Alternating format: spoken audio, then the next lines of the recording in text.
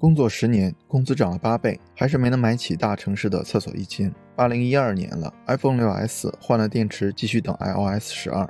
理发从 Kiyuki 换成了 Tony 王，三里屯早午餐变成自己摘菜做沙拉。今天你消费降级了吗？这则标签来自豆瓣的一个小组，今天消费降级了吗？目前已经20万人加入。出于好奇，我用了一下午时间看小组内的小伙伴们讨论哪些话题。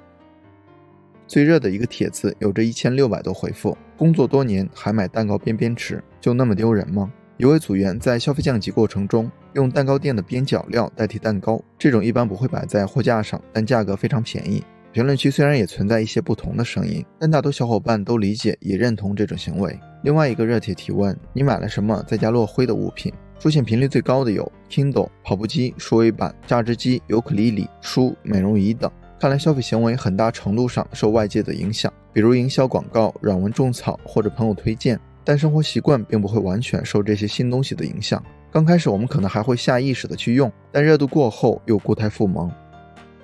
小组讨论最多的话题基本是下面3类：一、消费降级了哪些东西？提及最多的是口红、衣服、网红、首饰、奶茶、化妆品等。2、消费降级对心理状态的影响。一些人频繁跟自己的消费欲望做斗争，一些人因降级发生了心理变化，当然也有纠结于别人对自己看法的。3、选择消费降级的原因。多数人还是受收入水平的影响，也有一些是因为消费观念的转变。2020年疫情这个黑天鹅也被提及。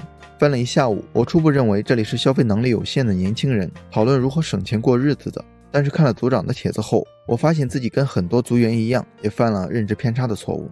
组长提到，建立小组的意义是想讨论消费降级这件事本身，什么是消费降级，什么导致了消费降级，我们在这样一个时代要怎样消费，而不是刻意的炫穷。所以什么是消费降级，值得我们重新思考。MBA 智库的解释较为准确，消费降级不是消费升级的对立，而是延伸，不是一方降级另一方升级，而是升级之后回归理性和成熟。消费行为从原来受品牌广告的影响，转变为自身需求、商品品质、服务体验等，也就是我们开始为商品本身买单，而不是为溢价买单。所以关于消费降级容易被误解的结就解开了。一、消费降级降的是价格而不是品质。消费降级重点强调的是对价格的要求，即便一个商品品牌大、调性高、体验好、新奇特，消费者也不会花那么多钱来购买。也就是说，消费者既不会被高昂的价格绑架，也不会为商品多出来的溢价交智商税，因为消费者变成熟了、理性了，不再是人傻钱多。相比于盲目购买、跟风购买、冲动购买，越来越多人更倾向于理性购买。2、消费降级与消费升级并不矛盾。消费降级与消费升级的区别在于对价格的容忍度上，而对商品品质的追求是一致的。不同的价格区间上，一样存在高性价比的同一类商品，消费者会在适合自己的价格段里选择性价比高的商品。另外，消费降级还是消费升级的延伸。有一些收入不低的消费者，在经历了收入飙升和物质极度丰富之后，他们对大部分商品的态度转变为少而精，有点像日本的低欲望社会。所以如果你觉得消费降级就是穷人为了省钱过日子，或者担心因消费降级被别人看不起，那就大错特错了。我个人觉得是需要的，主要有3方面的原因。一、消费降级让我们理性对待商家传递的扭曲消费观。星河之前一期视频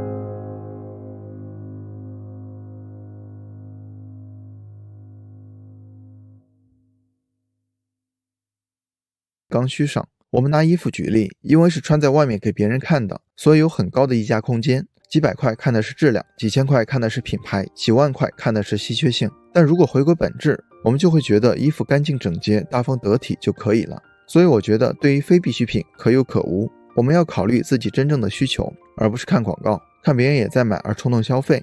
对于必需品，可多可少，可繁可简。我们要思考物品的本质作用，而不是被别人的看法左右自己的选择。小伙伴们觉得呢？你们会消费降级哪些物品呢？